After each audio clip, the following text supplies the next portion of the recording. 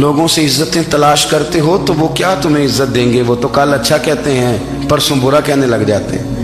لوگوں کے سامنے گڈ بک میں آنا چاہو گے تو وہ تو سویرے تمہارے بارے میں کچھ کہیں گے، شام کچھ اور کہیں گے۔ اپنی روحانی زندگی آباد کریں، اپنے مسلح کو وقت دیں، اور دنیا سے چھپ کر اس موبائل کو بند کر کے اور اپنے آپ سے بھی چھپ کے اور تنہا ہو کے چھپا کے سارا کچھ اپنے آنسو اپنے رب کی بارگاہ میں پیش کریں، اس کے حضور حاضری دیں۔ سنو نا ترمذی کی حدیث، اور اسے یاد رکھنا، نبی پاک علیہ السلام نے فرمایا اپنے دکھ لوگوں کے سامنے نہ بیان کرنا، سیٹھوں نوابوں کو نہ بتاتے پھرنا، دنیا داروں کے سامنے جا کے نہ رونا کہ میں تکلیف میں ہوں۔ فرمایا اگر دنیا داروں کو دکھ بتاؤ گے رب تمہیں کبھی غنی نہیں کرے گا، اور لوگ ہیں کہ الٹا مذاق اڑائیں گے۔ آپ کی جس سے بڑی پکی یاری ہے نا، پکی، وہ تب تک پکی ہے جب تک آپ نے 50,000 مانگا نہیں، اور جس وقت آپ نے کہہ دیا کہ میں مجبور ہوں میری مدد کر، تو پھر ختم ہو گئی دوستی۔ لوگوں کی تعلقات آپ کے ساتھ تب تک ہیں جب تک آپ ان سے کوئی ضرورت وابستہ نہیں کرتے۔ کریم محبوب فرمانے لگے بندوں کے سامنے دکھ نہ بیان کرنا، اللہ تجھے کبھی غنی نہیں کرے گا۔ تو اپنے دکھ اپنے رب کو بتا، تو دعائیں مانگ، تو اس کی بارگاہ میں حاضر ہو، تو اس کے حضور عرض کر۔ فرمایا اپنے دکھ اپنے رب کو بتا، وہ جلدی کرے یا دیر سے کرے تجھے ساری دنیا سے بے نیاز کر دے گا، تجھے کسی کا محتاج نہیں رہنے دے گا۔ اپنے مسلح کو، اپنی دعاؤں، ایک بزرگ فرماتے میں نے دعا مانگنے کا طریقہ اپنی بیوی سے سیکھا، دعا مانگنے کا طریقہ اپنی، سیکھنے والے تو اپنے بچوں سے بھی سیکھ لیتے ہیں، سیکھنے والے تو ہر ایک سے سیکھتے ہیں۔ وہ کہتے ہیں میں نے دعا مانگنے کا سلیقہ اپنی بیوی سے سیکھا ہے۔ حضرت وہ کس طرح؟ فرمانے لگے میری بیوی نے نا مجھے کوئی کام بتایا، کچھ پیسوں کی ضرورت کے لیے کہا، تو میں نے اسے کہا کہ بھئی ابھی میرے پاس نہیں ہے، کچھ دنوں میں آتے ہیں تو میں دے دوں گا۔ عورتوں کی عادت ہوتی ہے وہ بار بار یاد کراتی ہیں، 2-4 دنوں کے بعد پھر اس نے کہا حضرت وہ میں نے کہا تھا کچھ پیسے، میں نے اسے کہا کہ ابھی میرے پاس نہیں ہے، کچھ دنوں میں ملتے ہیں تو میں تمہیں دے دوں گا۔ اس نے کچھ دنوں کے بعد پھر کہا حضور وہ میں نے کچھ پیسے کہے تھے۔ فرماتے میں نے ڈانٹ دیا، میں نے کہا کہ کیا تو روز مجھے شرمندہ کرتی ہے، کہا نا میرے پاس نہیں ہے، ہوں گے تو دے دوں گا، تو روز یاد کراتی ہے۔ فرماتے ہیں اس نے پہلے تو میری ڈانٹ کو سہا، پھر میرے سخت جملوں نے اس کی آنکھوں میں آنسو پیدا کر دیے، پھر اس نے اپنے آنچل میں اپنے اس دکھ کو سمیٹا، اور پھر اس نے ایک جملہ کہا تو میں رو پڑا، اور مجھے اپنے رب سے مانگنے کا طریقہ آ گیا۔ مجھے کہنے لگی حضرت جی آپ نے ڈانٹ دیا میں نے سہ لیا، پر آپ ہی میرے شوہر ہیں، بتائیں نا آپ سے نہ کہوں تو میں کس سے جا کے کہوں۔ فرماتے ہیں میں رو پڑا، اور میں کھل کے رویا، اور میں تڑپ کے رویا، اور پھر میری سسکیاں بند گئیں۔ تو مجھے کہنے لگی آپ کو کیا ہوا؟ میں نے کہا مجھے بھی دعا مانگنی آ گئی ہے، جب میں اسے کہوں گا نا اللہ تو ہی میرا رب ہے، میں تجھ سے نہ کہوں تو میں کس سے جا کے کہوں؟ میں کیوں کسی بندے سے سوال کروں؟ میں کیوں کسی دنیا دار سے کہوں؟ میں تیرے بندوں کا، نیک بندوں کا وسیلہ لے کے، تیرے محبوب کی غلامی لے کے تیری بارگاہ میں آیا، تجھ سے نہ مانگوں تو کس سے مانگوں؟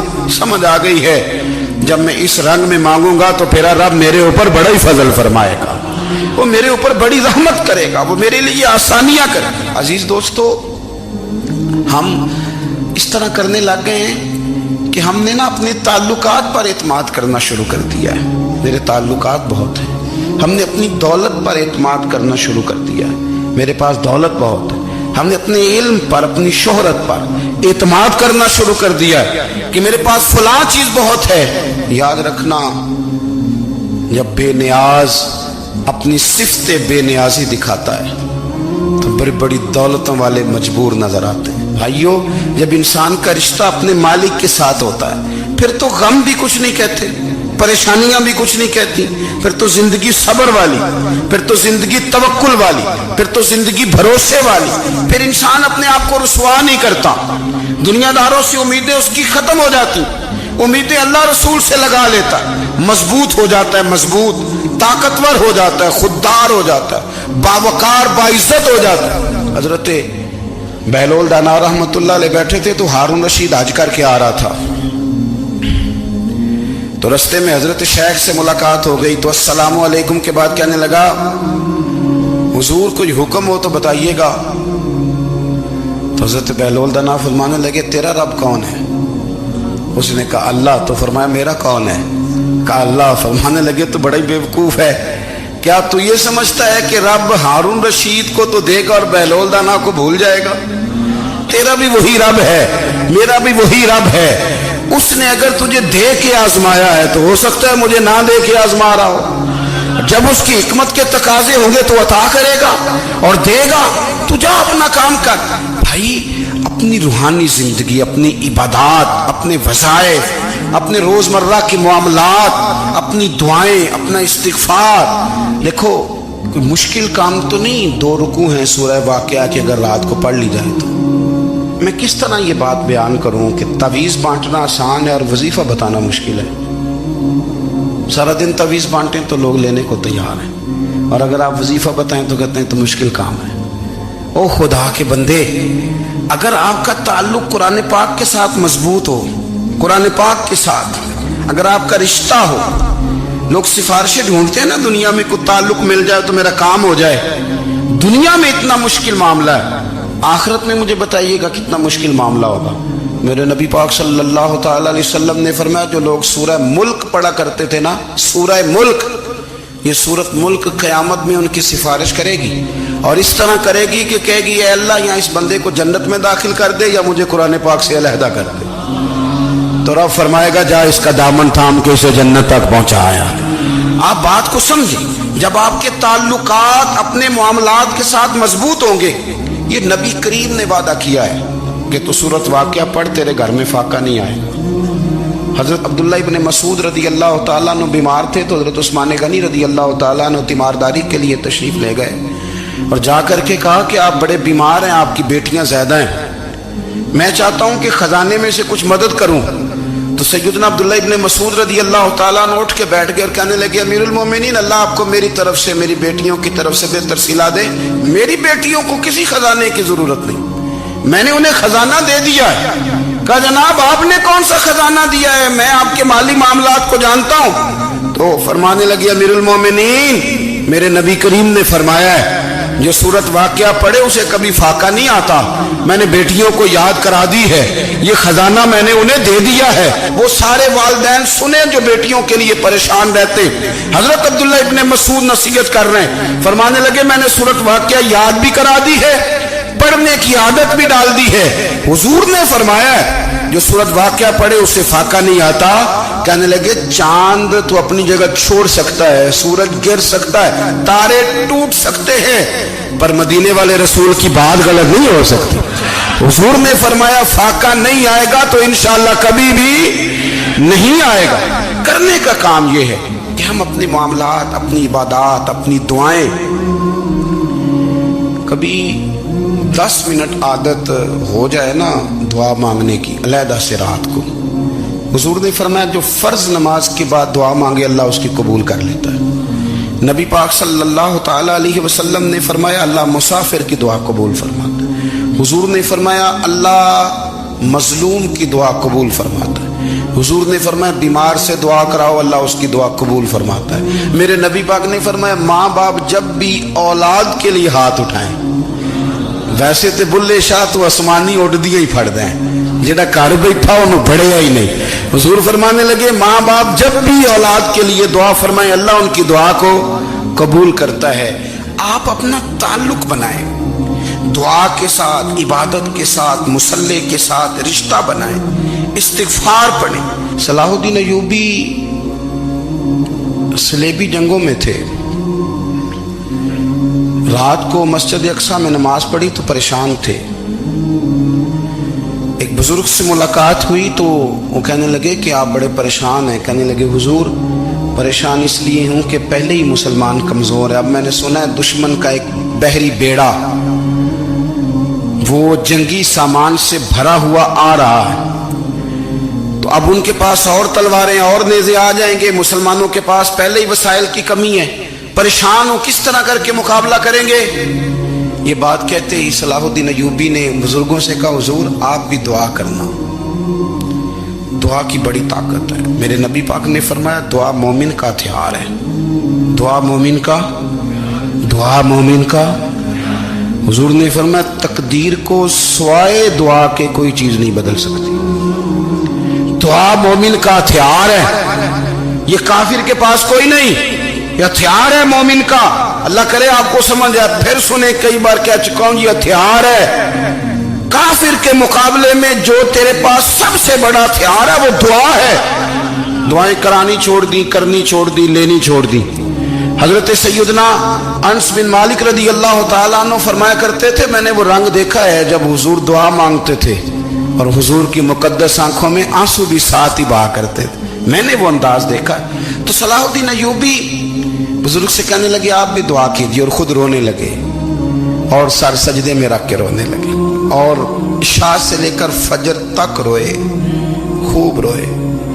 صبح وہ بزرگ آئے تو صلاح الدین ایوبی کا خوبصورت اور ہنستا ہوا چہرہ دیکھا. کہنے لگے آپ بڑے خوش ہیں، رات تو میں نے بڑے روتے ہوئے دیکھا تھا. تو کہنے لگے حضور وہ جو بحری بیڑا آ رہا تھا نا وہ پانی میں ڈوب گیا ہے، اب وہ نہیں آ رہا، ابھی خبر آئی ہے تو میں بڑا خوش ہوں. بزرگ کہنے لگے اوٹ سینے سے لگ اور سن ایک بات، وہ بحری بیڑا پانی میں نہیں ڈوبا، وہ تیرے آنسوؤں میں ڈوب گیا ہے. وہ جو تو رات رویا ہے نا رب کریم کی بارگاہ میں تو وہ ڈوب گیا ہے. حضرت عائشہ صدیقہ رضی اللہ تعالیٰ عنہ فرماتی ہیں ایک عورت تھی اور اسے نبی پاک صلی اللہ تعالیٰ علیہ وسلم نے نا وہ کلمہ پڑھ کے مسلمان ہوئی، مدینہ طیبہ آ گئی تو حضور نے مسجد نبوی شریف میں اس کے لیے مکان، ایک سادہ سا کمرہ ساتھ مسجد کے بنوا دیا، وہیں رہنے لگی. اکثر وہ سیدہ طیبہ کے پاس آتی تو حضرت عائشہ صدیقہ رضی اللہ تعالیٰ عنہ فرماتی ہیں وہ بڑی باتیں سناتی اور آخر میں کہتی وہ ہار والا دن بھی بڑا عجیب دن تھا اور میرے رب کی قدرتوں کا دن تھا، وہ بھی بڑا عجیب دن تھا. سیدہ عائشہ صدیقہ رضی اللہ تعالیٰ عنہ ایک دن فرمانے لگی کہ تو ہار والے دن کا بڑا ذکر کرتی ہے، وہ کیا دن تھا؟ تو خاتون کہنے لگی اماں جی وہ دن تھا جب میرے رب پر بھروسہ اور مضبوط ہو گیا، جس دن میرا اپنے رب پر توکل اور بڑھا، میرے ایمان میں یقین میں اور پختگی آئی. کہنے لگی میں ایک گھر کی کنیز تھی، نوکرانی تھی، اس گھر میں ایک بچی تھی جس کے پاس سونے چاندی ہیرے جواہرات کا ہار تھا. اس زمانے میں نا چمڑے کے اوپر لوگ ہیرے جواہرات لگاتے تھے، کئی دفعہ سرخ رنگ کے چمڑے پہ لگائے جاتے تھے. وہ بچی پہنتی تھی تو کہتی ہوں بچی کے اس نے اتار کے رکھا یا اس سے گرا وہ ہار تو چیل اسے اٹھا کے لے گئی گوشت سمجھ کے اور میرے سامنے اٹھا کے لے گئی. گھر والوں نے مجھ سے پوچھا، یہ بخاری میں موجود ہے، گھر والوں نے پوچھا مجھ سے کہ وہ ہار کہاں ہے تو میں نے کہا چیل اٹھا کے لے گئی. گھر میں کچھ چوری ہو جائے تو سب سے پہلا الزام کس پہ لگتا ہے؟ ملازمین پہ. کہتے انہوں نے مجھے بڑا مارا، بڑی تکلیف تھی، حتیٰ کہ میری شرمگاہ تک کی تلاشی، میری عزت اتنی خراب کی میں بتا نہیں سکتی. میں نے اپنی زندگی میں ایک واقعہ دیکھا، ایک امیر گھر میں چوری ہو گئی، ملازم کو اتنا مارا کہ وہ چارپائی پہ پڑ گیا. پولیس والوں سے اتنی مار پروائی گئی کہ وہ بیچارہ چارپائی پہ پڑ گیا اور پھر وہ اتنا بیمار ہوا اور کچھ دنوں کے بعد پتہ چل گیا کہ چور تو اپنا بیٹا ہے ان کا. پھر اس کا انتقال ہو گیا. اب وہ سیٹھ صاحب اور گھر والے آ کے نا مرنے والے کے کان میں معافیاں مانگ رہے ہیں، کان میں. تو میں نے ان سے پھر کہا تھا کہ یہ تو اب چلا گیا ہے، تمہارا زور چلتا تھا نا تو تم نے قانون خریدا اور تم نے اسے جتنا ہو سکا تم نے اسے مار پڑوائی. تمہارے پاس جو عدالتیں تھیں تم نے وہاں کارروائی کی، اب ایک عدالت قیامت کے دن لگے گی. یہ کمزور تھا نا، کچھ کر نہیں سکا. میرے نبی پاک صلی اللہ علیہ وسلم نے فرمایا سن لو، اگر سینگ والی بکری نے بغیر سینگ والی بکری کو تکلیف دی ہوگی نا تو قیامت کے دن اسے بھی بدلہ دینا پڑے گا کہ تیرے پاس سینگ تھے اور تو نے اسے مارا تھا. وہ خاتون عرض کرتی ہے سیدہ عائشہ کی خدمت میں کہ مجھے بڑا مارا، مجھے تکلیف دی. میں کہہ رہی تھی کہ میرے سامنے چیل لے گئی ہے پر وہ نہیں مان رہے تھے. اماں جی انہوں نے مجھے بڑا مارا. حضرت عائشہ صدیقہ کہتی ہیں پھر کیا ہوا؟ کہنے لگی اماں جی جب کوئی میرا مددگار نہ رہا، مجھے تکلیف دے رہے تھے، رسوا کر رہے تھے، تو میں نے اپنے رب سے مدد چاہی، میرے رب کی طرف میں نے توجہ کی. میں نے کہا مالک اب تو ہی میرا مددگار ہے، कहती है वो मुझे मार रहे थे तो वो चील जो हार ले गई थी वही लेके वापस आ गई, और हमारे सरों के करीब ला के उसने जब उस हार को फेंका, वो मुझे छोड़ के साइड पे हुए, वो मेरी बेगुनाही जान गए। लेकिन आपको बताऊं, उस दिन से मेरा अपने रब पर यकीन और बढ़ गया। मुझे समझ आ गई कि जब इंसान पूरा टूट जाता है और जब कोई चारों जानिब उसका मददगार नहीं होता, तो रब तो होता है ना, अल्लाह तो उसका मददगार होता है ना, वो तो फिर अपने उस बंदे की मदद करता है ना, फिर वो तो तवानाई देता है ना, वो तन्हा नहीं छोड़ता, वो तो आंसुओं वालों के आंसुओं पे बड़ा करम फरमाता है, वो तो कसम पुरसी में आ जाता है, उसकी रहमत बढ़ के इस्तकबाल कर लेती। ओ मेरी मिल्लत के जवानों, मजा नहीं आ जाता जब सारी दुनिया सोई हो, सारी दुनिया, और बिस्तर भी गर्म हो और नींद भी पूरा गलबा कर रही हो, और अचानक घंटी बजे दिमाग में, आंख खुले, घड़ी पे नजर पड़े 3:30-4 बजे का पैगाम घड़ी बताए, और कोई चढ़ती जवानी वाला उठ के वुजू करे, और जब वो मुसल्ला खोल के बिछाए तो मदीने वाले महबूब कहते हैं कि हर नमाज पे रब सवाब देता है, और जो उठ के तहज्जुद की नमाज पढ़े उसे देख के तो रब मुस्कुराता है, जो उसकी शान के लायक है, जो उसकी शान के लायक, वो मुस्कुराता है, खुश होता है कि मेरा बंदा तहज्जुद में उठ गया, वो मुस्कुराता है। काश हमारी सुबहें कभी अपने मालिक के नाम हो जाएं, काश के सुबह। हजरत अबुल हसन रहमतुल्लाह ताला अलैह हजरत मुआज़ इब्न जबल रदी अल्लाह ताला अन्हु के पास बैठा करते थे, फरमाते हैं उनसे जो प्यार बढ़ा तो फिर मेरा मुसल्ले से भी बढ़ गया। ताबी हैं, फरमाते हैं सहाबी रसूल से मोहब्बत हुई तो जिक्र से भी हो गई, फिर दुरूद शरीफ से भी हो गई, मोहब्बत उनसे बढ़ी तो फिर अल्लाह ने मस्जिद का प्यार भी बढ़ा दिया। आप फरमाते हैं कि मेरी हर वक्त तबीयत चाहती थी कि बस अल्लाह अल्लाह करूं, बस अल्लाह अल्लाह करूं, बस ना मैं जरा थोड़ी जान छुड़ाऊं लोगों से, को 10 मिनट मिले तो मैं कुछ 4 नफल पढ़ लूं, मैं थोड़ा सा ना बचूं लोगों से, और मुझे तस्बीह मिले तो मैं ना कुछ 400-500 दफा इस्तिगफार पढ़ूं, सुभान अल्लाह, अल्हम्दुलिल्लाह, अल्लाहु अकबर, ला हौला वला कुव्वता इल्ला बिल्लाह, मैं ना तस्बीहात पढ़ूं। फरमाते हैं कि बच्चे थे घर में 6-7, गुर्बत थी, काम मिलता कोई नहीं था, और मैं काम चोर नहीं था, काम ढूंढता था, पर अल्लाह की कुदरत के काम नहीं मिलता था। फरमाते हैं कि मैंने एक दिन अपनी अहलिया से कहा कि आज मैं फिर जाता हूँ काम ढूंढने, तो मेरी बीवी बड़ी फरमा बरदार थी, पर उस दिन ना गुर्बत के हाथों तंग आके कहने लगी, आज नाना कोई तो चीज़ लेके आया, तो मुझसे बच्चों की भूख नहीं देखी जाती, ये सब रोगां दा रोग मुहम्मद जिसदा नाम गरीबी, कंड बुला के लंघ जाते नहीं दोस्त यार करीबी, तो आज मैं कुछ लेके आया तो मैं बच्चे लेके चली जाऊंगी।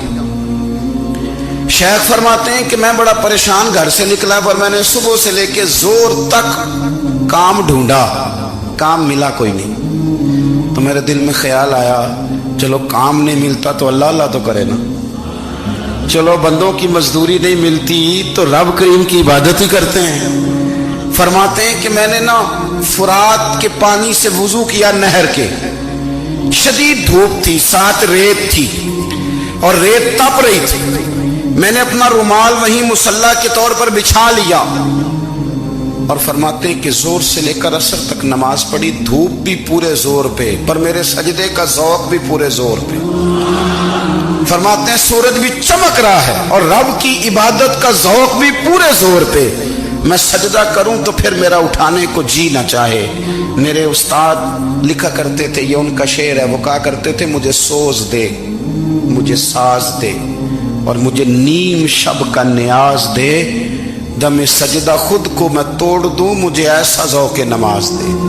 और मैं तेरी बहार का फूल हूं, मैं खिला भी हूं तो तेरे लिए, मुझे मेरी शाख से तोड़ ले, मुझे अपनी जुल्फ का नाज दे। भाई फरमाते हैं कि असर तक मैंने नफल पढ़े, दिल ढलने लगा, असर की नमाज पढ़ी और मैं वहां से चला। अब मैं जब निकलने लगा तो दिल में ख्याल आया कि छोटी छोटी दीवारें हैं घर की, बगैर कुछ लिए जाऊंगा तो बीवी दूर से देखेगी तो शोर करेगी कि फिर खाली हाथ आ गया है। कहते मैंने अपने उसी रुमाल में जिस पे मैंने नमाज पढ़ी थी ना, रुमाल में की आखी दे पंजाबी जी साफा, कहते हैं उसी में ना मैंने कुछ रेत भर ली कि वो दूर से देखेगी तो समझेगी कुछ लेके आया है, चलो जाके उसे बता दूंगा कि आज फिर मजदूरी नहीं मिली। कहते हैं वो रेत लेकर जब मैं घर में गया तो पहले बीवी दरवाजे पे खड़ी होती थी, पूछती थी खाली हाथ आ गए हो? आज मैंने देखा तो है ही कोई नहीं। फरमाते मैं अंदर दाखिल हुआ, सलाम लिए, कोने में मैंने वो रुमाल रख दिया और मैंने आवाज दी कि भली मानस कहाँ हो? तो वो कहने लगी आप मुंह हाथ धो ले, मैं रोटी लेके आई। मैंने कहा रोटी कहां से आ गई? यहां तो कई दिनों के फाके, तो कई दिनों की गुर्बत है, यहां तो इस घर में तो फकीरी है। फरमाते हैं कि वो रोटी लेके आई और उस वक्त की जो मौजूदा नेमतें थी, समझ ले सलाद अचार हर चीज साथ लाई। मैंने कहा कि बच्चे कहाँ गए? कहने लगी वो खाना खा के खेलने गए, आप खाना खा लें आ जाते। खाना उसने चुन दिया। मैंने हैरत अंगेज लहजे में सारी नेमतें अपने दस्तरखान पे देख करके बीवी से पूछा ये कहां से आया खाना? बच्चों को तूने कहां से खाना खिलाया? ये सारा कुछ कैसा है? तो कहने लगी पता नहीं आज आप किस करीम की मजदूरी करने चले गए थे, पता नहीं किस करीम की, मेरे घर में तो इतनी नेमतें आई हैं कि मुझसे संभाली नहीं जा रही, इतना अनाज है, इतना गंदुम है, किस करीम के दरवाजे आज चले गए थे? ये कहते कहते वो उठी और उठ करके कहने लगी पहले ही बड़ा कुछ आया था, अब क्या ले आए हो? और जा करके ना उसने वो रेत वाला रुमाल खोला, कहने लगे मैं तो लेके आया था रेत, तो मेरे रब ने उसे भी सोने और हीरे बना दिया था। जब आपकी तवज्जो अल्लाह की जानी, मेरे नबी पाक सल्लल्लाहु ताला अलैहि वसल्लम ने फरमाया हर चीज अपने रब से मांग, हर चीज मांग, हर चीज मांग। या रसूलल्लाह क्या कुछ? मेरे महबूब ने फरमाया तेरे घर में नमक भी खत्म हो जाए तो वो भी अपने रब से मांगा कर, तो मांगना वो तुझे देगा, तो उसकी बारगाह में कशकोले तलब दराज तो करना। और तिरमिजी शरीफ में अजीब लफ्ज है, रसूल कायनात ने फरमाया, रब करीम फरमाते हैं जब मेरा बंदा हाथ उठाता है ना तो मुझे हया आती है कि मैं खाली कैसे लौटा दूं इसके। हौसला है, अगर वक्ती तौर पे हौसला कर जाओगे, दिलेरी कर जाओगे, आने वाला वक्त आसान हो जाए। हौसला नहीं, सब्र नहीं, सुकून नहीं, दो चार बातें, यहां तक के लोग अब्बा जी की बात बर्दाश्त नहीं करते, ऐसे जुमले कह देते हैं जो दोबारा पलट के नहीं आते, मां को लफ्ज नहीं बोलते, बाप की रूह तक छलनी कर देते हैं वो जुमले, लेकिन लोग उस वक्त हौसला करने। और हम पंजाबी लोगों ने तो गुंजाइश ही बड़ी दे दी है, कहते हैं बच्चा है जे एक ही है, एक में हौसला करे की है माशाअल्लाह। तो अगर जवान हो गया तो कहते हैं गर्म खून है, मुका कब। अगर बूढ़ा हो गया तो कहते हैं बूढ़ों में हौसला नहीं होता, ना बच्चे में ना ना, तो किस में हौसला होगा? बोले किसी में भी नहीं। छुट्टी सबको फतवा मिल गया ना, ये बच्चा है जी, अभी ये तो बच्चा है, आप तो सियाने बयाने हैं, ये बच्चा है। कमाल हो गई है भाई, क्या मतलब है बच्चा है? बच्चे को सारा पता है, हर चीज उसे आती है, हौसला करना ही नहीं आता। और फिर कह दिया वो तो गर्म खून है। वो क्या बात करते हो, गर्म खून? अब्बे के गले पड़ गया गर्म खून, इसको खड़ा करो ना एसपी के सामने और इसको को मार थप्पड़ उसके मुंह पे, तेरे गर्म खून का पता चले। गरीब के ये गले पड़ गए, इसको खड़ा करो एसओ के सामने, फिर पता चलेगा खून कितना गर्म है। वहां बिल्कुल चुप है, बिल्कुल खामोश है, और गर्म खून इसका सिर्फ अम्मा के लिए।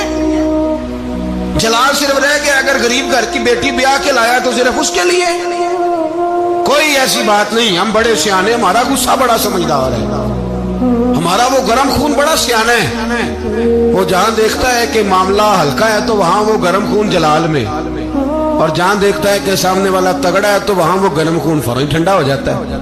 हौसला पैदा करें, जिंदगी हौसलेमंद लोग जीते, जो हौसलेमंद नहीं होते वो तो जिंदगी का एक साल लुत्फ से नहीं जी पाते।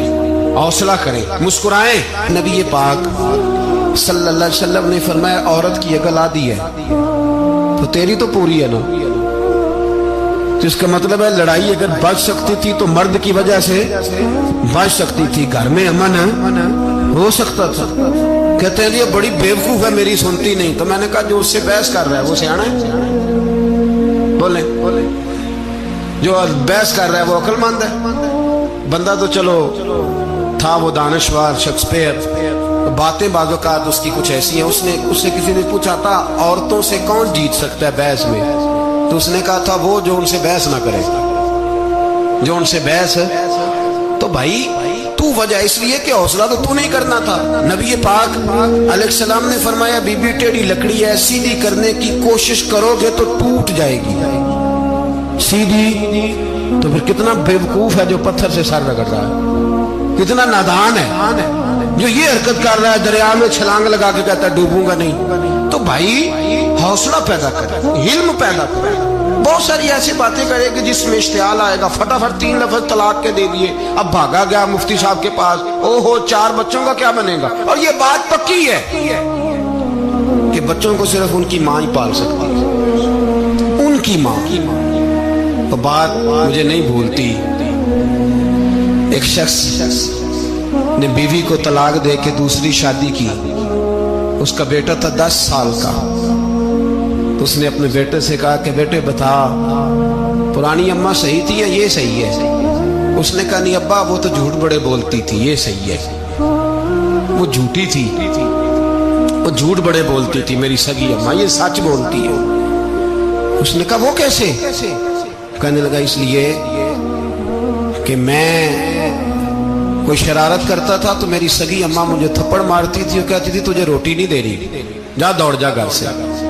تو میں دوڑ جاتا تھا تو جھوٹ بولتی تھی نہیں دینی, پھر آدھے گھنٹے کے بعد مجھے ڈھونڈنے لگ جاتی تھی, ڈھونڈ کے لاتی تھی, پھر میری منت کرتی تھی, پھر مجھے کہتی تھی نہ مجھے ستایا کر, پھر میرا ماتھا چومتی تھی, پھر میری مرضی کا کھانا بنا کے دیتی تھی, پھر میرے منہ میں لقمے ڈالتی.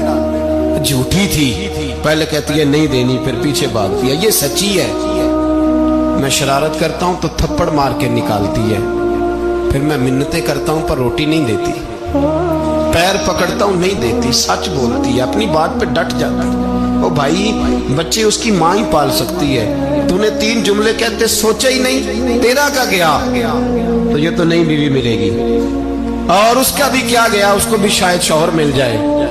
ان پھولوں کی پرورش صرف ان کا مالی کر سکتا ہے, دوسرا کر سکتا تو نے حوصلہ ہی نہیں کیا. ٹھیک ہے غلطی بیوی کی تھی پر تو مرد تھا نا, تیرے پاس تو دلیری تھی, فٹافٹ 3 طلاق کے جملے کہہ دیے. اور میرے رسول پاک علیہ السلام نے فرمایا جائز کام بڑے ہیں پر طلاق جائز تو ہے پر میرے رب کو پسند نہیں, اللہ کو پسند. تو نے مالی بگا دیا جس نے تیرے گھر کا باغ سینچنا تھا. تو بھائی یہ حوصلہ نہیں, درجنوں طلاقیں, 20 کیس, اور ابھی وہ شادی کے پورے کپڑے نہیں پہنے تو طلاق پہلو. اس کی وجہ یہ کہ حوصلہ نہیں, صبر نہیں, رضا نہیں, ہم احساس نہیں کرتے. اگر تو یہ سمجھ جائے کہ بس اللہ نے جو میرے لیے بہتر سمجھا مجھے دے دیا, صحیح ہے میری آزمائش ہے, کیا ہے کچھ ہے جو اس نے بہتر سمجھا مجھے اس نے, پھر تو سکھی ہو جائے, تیرے لیے جینا آسان ہو جائے, پھر تو بہت ساری پریشانیوں سے آزمائشوں سے دور ہو جائے. میرے نبی پاک صلی اللہ تعالی علیہ وسلم نے نا عثمان بن طلحہ کعبے کی چابی ان کے پاس ہوتی تھی. تو حضور نے ایک دن فرمایا عثمان, اچھا یہ نہیں تھا کہ عثمان خاص لوگوں کو چابی کعبہ کھول کے دکھاتے تھے, بلکہ ان کو قریش کی جانب سے یہ حکم تھا کہ جو بھی تجھے کہے تو نے کعبے کا دروازہ کھول دینا.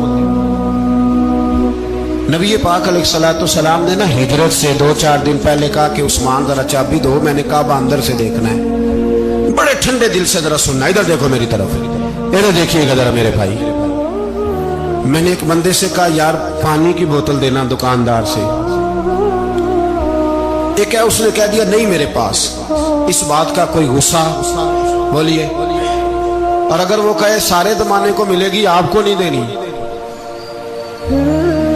پھر بولے میرا خیال ہے چپ کر کے ہنس کے آ جائیں گے, سوال ہی نہیں پیدا ہوتا. ہم کہیں گے مجھے نہیں نہ دینی, تو نے تو دکان اٹھا یہاں سے بند کر اسے, کیا مطلب ہے سب کو دینی ہے تجھے نہیں دینی, کیا معنی ہے اس کا, لے کے جاؤں گا, جھگڑا ہوگا, بحث کریں گے. عثمان بن طلحہ سے حضور نے فرمایا دروازہ کھولو, کعبہ دیکھنا ہے. عثمان کہنے لگا میں ساری دنیا کو دکھاؤں گا, آپ کو نہیں دکھاؤں گا. کتنی سخت بات ہے, پر قربان جائیں رسول اللہ کے حوصلے پہ صلی اللہ عثمان کہتے ہیں میں نے یہ بات کی تو نبی پاک مسکرانے لگے، اور میں اچھا نہیں دینی نہیں دینی، تو حضور نے نا مسکرا کے اور میری کمر پہ تھپکی دی، فرمایا اچھا یاد رکھنا یہ چابی میں تجھ سے لے لوں گا اور جس کو میرا دل کرے گا میں اس کو دوں گا۔ عثمان کہتے ہیں روز رات کو نبی پاک کے یہ جملے میرے کانوں میں گونجا کرتے تھے، گونجتے تھے کہ حضور نے فرمایا۔ کہتے ہیں جس دن پتا چلا نا نبی پاک 10,000 کا لشکر لے کے آ رہے ہیں، تو ابو سفیان میٹنگیں کر رہے تھے، مکے کے سارے سردار تیاری کر رہے تھے، اور میرے کانوں میں ایک ہی لفظ تھا کہ حضور نے فرمایا میں چابی لے لوں گا، پھر جس کو میں چاہوں گا اسے دوں گا۔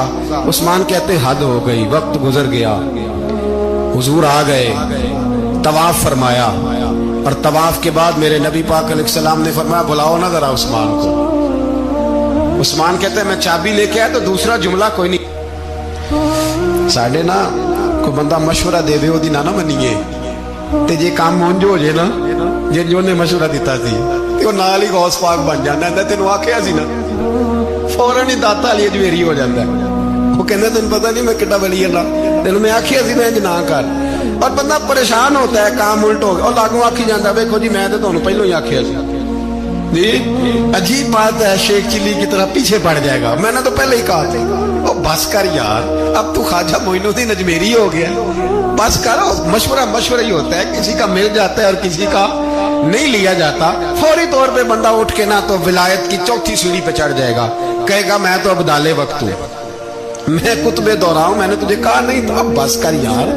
کئی دفعہ مشورے صحیح ہوتے ہیں، کئی دفعہ صحیح۔ بولیے نبی پاک صلی اللہ علیہ وسلم کی احد کے دن خواہش یہ تھی کہ اندر رہ کے لڑنا ہے، جوان سے آبا نے کہا باہر جا کے لڑائی کرنی ہے، حضور نے باہر جا کے جنگ کی، بظاہر مسلمانوں کو شکست ہوئی، حضور نے ایک دفعہ نہیں کہا کہ میں نے تمہیں کہا نہیں تھا اندر رہنا ہے، بس ہو گیا جو ہو گیا، اب اس میں فٹافٹ اگلے کو حوصلہ دو، کوئی حرج نہیں یار۔ نبی پاک سب بولیے صلی اللہ علیہ وسلم، میرے حبیب پاک علیہ السلام نے نا کہا عثمان کو بلاؤ، عثمان آئے تو عثمان کہتے میں نے چابی دی تو میں تیار تھا، میں تیار تھا کہ اب میری بات ہوگی اور رسوائی ہوگی، لیکن کہتے ہیں قربان جائیں مصطفیٰ نے تو یہ جملہ بھی نہیں کہا کہ میں نے تجھے کہا نہیں تھا، یہ بھی نہیں کہا، حضور نے چابی لی، کعبے کے بت صاف کیے، نماز پڑھی، واپس آئے، فرمایا عثمان میرا وعدہ تھا تیرے ساتھ کہ جس کو میں چاہوں گا چابی دوں گا، یہ لو چابی میں تجھے ہی دینا چاہتا ہوں، لے لو رکھ لو۔ عثمان کہتے ہیں وہ چابی نہیں میرے طرف آ رہی تھی، میری طرف ایمان آ رہا تھا، وہ چابی نہیں آ رہی، ایمان آ رہا تھا میری جانب۔ کہتے ہیں میرے ہاتھوں میں چابی آئی اور میری زبان پہ کلمہ توحید جاری ہو گیا۔ بھائی تدبر، حوصلہ، صبر، رضا، ہمیں تو ٹائم بھی نہیں گزارنا ہوتا، گھر کا ماحول، گھر کے اندر رہ کے لوگ دکھی ہیں، اس لیے کہ ہماری طبیعتوں میں حوصلہ نہیں، ایک منٹ کے لیے نہیں، ایک سیکنڈ کے لیے بھی ہم یہ برداشت نہیں کرتے کہ چلو تھوڑا انتظار کریں، وقت کو دیکھیں، موقع کو دیکھیں۔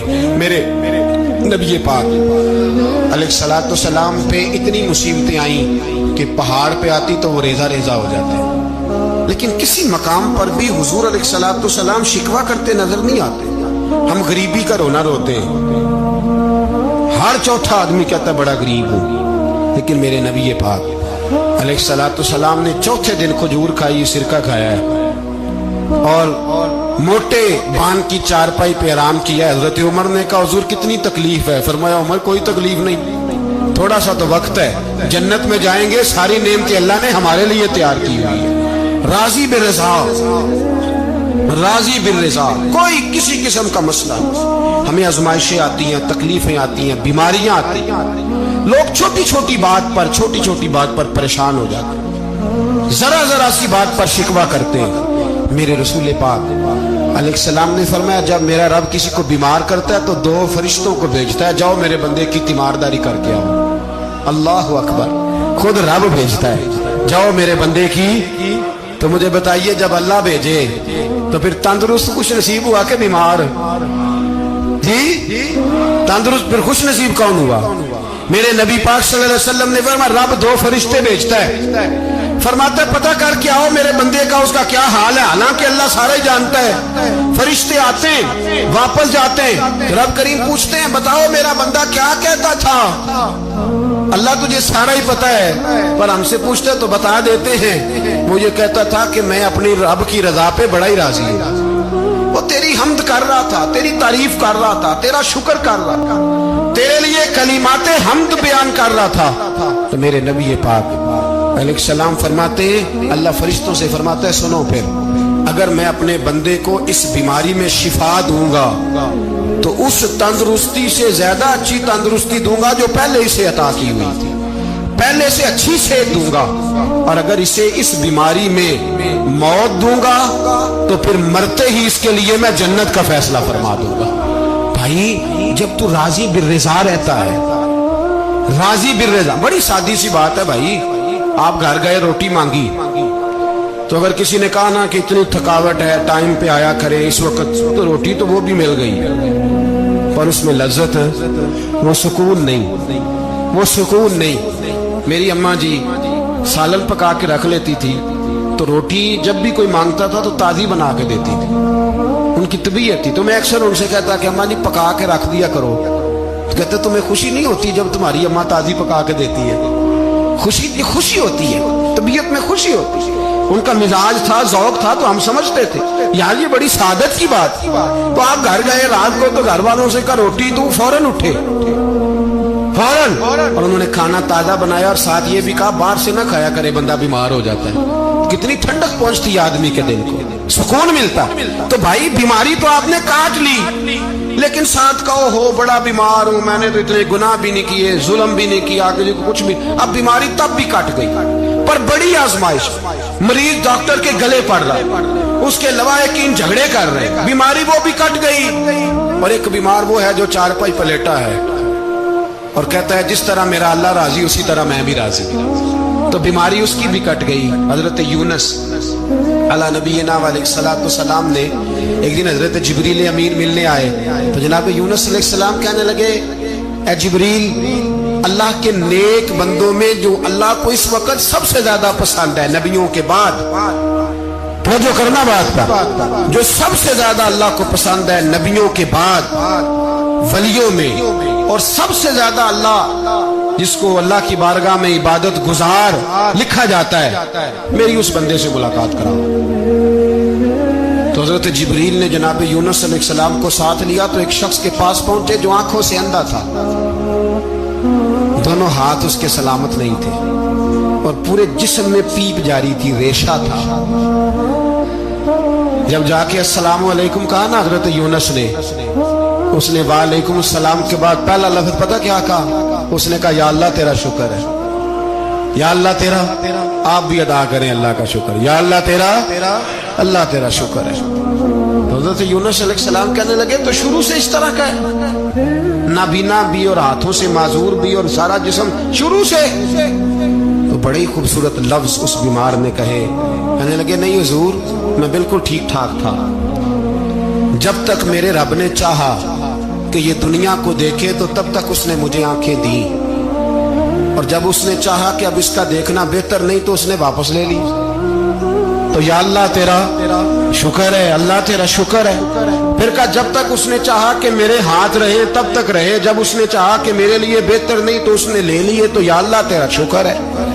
جب تک اس نے چاہا کہ میرا جسم صحیح و سلامت رہے تو رہا، اور جب اس نے چاہا کہ میرے لیے بہتر نہیں تو مجھے بیمار کر دیا، تو یا اللہ تیرا شکر ہے۔ تو حضرت یونس علیہ السلام کہنے لگے جبریل واقعی یہ اللہ کا سب سے زیادہ شکر گزار بندہ ہے، سب سے زیادہ عبادت گزار بندہ ہے، سب سے زیادہ۔